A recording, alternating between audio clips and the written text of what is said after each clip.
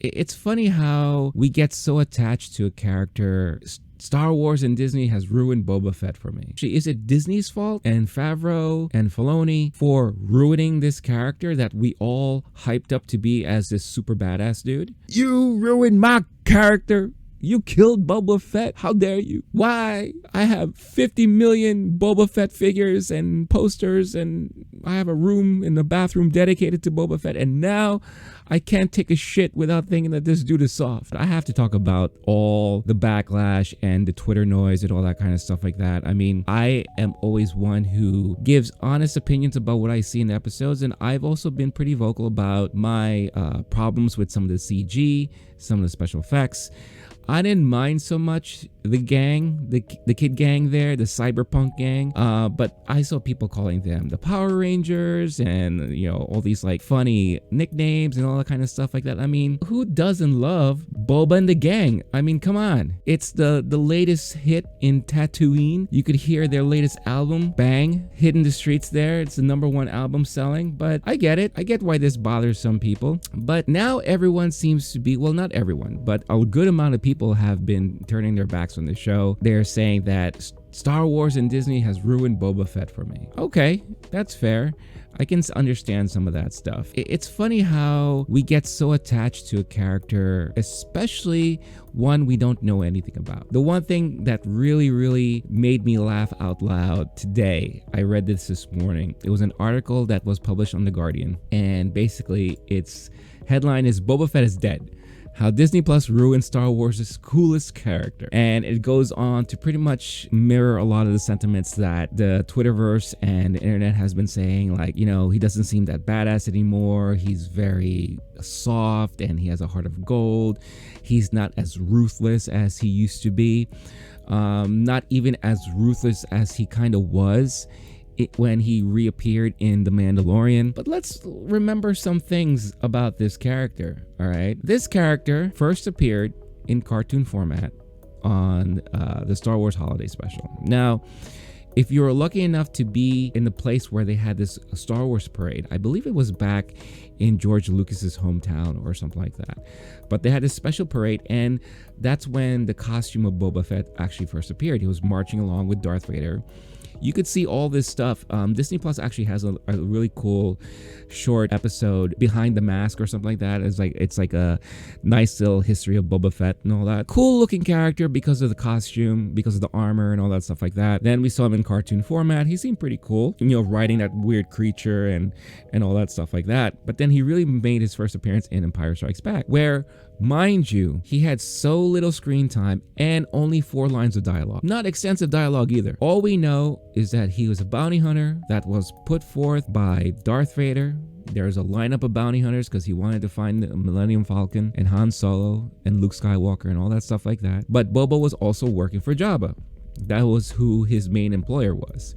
And there was a major bounty on Han Solo's head. If you watched New Hope in the extended version or the special edition or whatever, the blasphemy that George Lucas decided to, like, you know, re-edit and all that stuff like that, you see Boba with Jabba in one of the scenes in the hangars there in front of the Millennium Falcon. Again, doesn't say a lick of dialogue. He just stares into the screen as always. You know, it's like, hey, remember me? I'm cool. So you have all that. And then he appears in Return of the Jedi, which I thought he was asked out really quickly. He was there hanging out on the barge. You know, he was also in Jabba's palace. And again, if you were watching the specialized bastardization of the movie, you see him flirting with some alien chicks. You know, hey, what's up, baby? You know, here's my number. Call me later. And then when Luke is doing his thing, you see him with his jetpack for the first time. He got his cool rope, you know, weapon.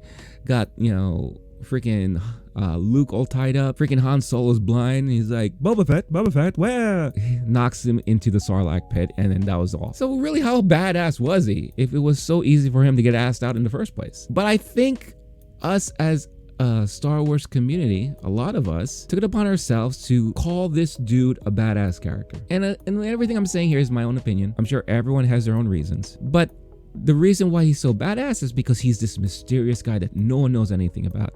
So in our minds, we started formulating our own little backstories and all this kind of stuff, and the possibilities. And of course, when we have our action figures, we're making our own storylines and our own action adventure scenes and all that shit, right? And then, later on, of course, a lot of stuff that we got were in the books and the comics. A lot of it is not canon anymore, but it still explored some of what Boba used to do when he was full-on bounty hunter and all that. Basically, he is a hunter. That's what his thing is. Like, he is given a task, he hunts it down, completes the task, collects the money, on to the next thing, right? He is a hitman for hire. But that's all really we know him as. So now here is an opportunity for Lucas, film, Star Wars, Filoni, Favreau, Disney, to finally fill in more about this character and give us a real, true feeling about what this character is. They're fleshing it out for us on a week-to-week basis. And this is a character that is already way past all the stuff that we saw him as. He was in the Sarlacc pit for presumably maybe 4 years, 5 years. The armor, because it's Beskar armor, helped maintain him and saved him from all the acidity. That's why he was able to survive.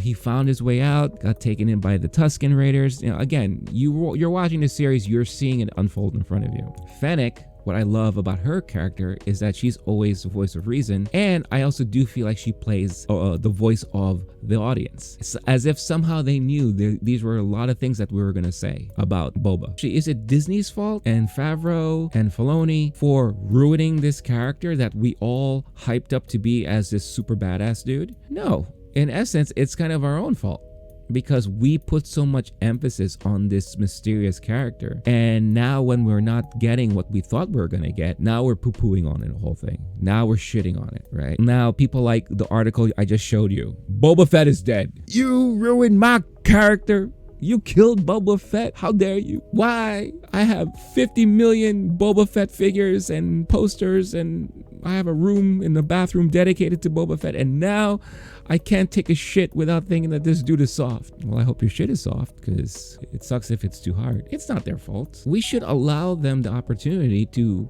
tell us a story, their version of this Boba Fett that they want to tell. And if we like it, we like it. And if we don't, then we don't. Fair. It's so fair. But they didn't ruin the character. I think we, those who are butthurt about the whole thing, are just bitching because we put so much on this dude. We put him on this pedestal, and now he's not turning out to be who we thought he was, right? I personally still think he's badass, but you could definitely tell that now, after all the events and everything that he's gone through, he's now changing his way of life. He's looking for something more, and now he wants to be this kind of leader, this crime boss. He wants to form a family, because it's gonna be revealed a lot of his motives to why this is so important for him.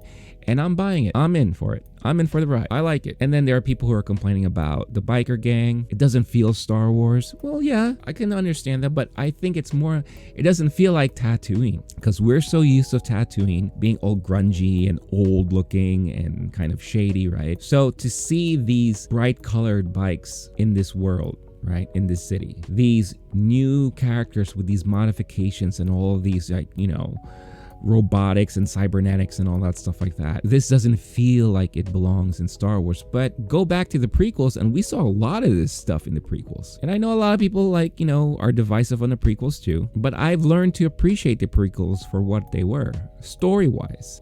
Acting choices, dialogue and all that kind of stuff like that, I would laugh at, of course. But when you really dive deep into, at least just on a story level, I appreciate it. But you look at everything there, I mean, how do we not know that these people probably came from Coruscant? Or, they've jumped planet to planet. Maybe they stole these bikes from other people, visitors, what have you. We don't know. They're a gang. I am giving it benefit of the doubt. I'm still enjoying the series, but also I was never really a huge Boba Fett fan. I thought it was cool. And I too said, oh, this dude's badass, because look at it. Awesome armor. We don't know much about what a Mandalorian is at the time. Growing up, he has this rocket pack and, with a missile that fires. We couldn't get the toy that had the missile that fired, but we know that's a missile. and it fires. I didn't even know about the knee missiles until I saw it happen in The Mandalorian. And then when I saw some of the backstory about it, that was always supposed to be there. But we never saw it like really happen before, right? I always thought he was cool, but I was never such a diehard Boba Fett fan. But I know there are a lot of you out there, and I do see it split in the middle. There are a lot of people who are enjoying this show, and there's a lot of people, especially Chris Edwards at The Guardian, who think that Boba Fett, the way he knows it, is dead. Well, I'm sorry.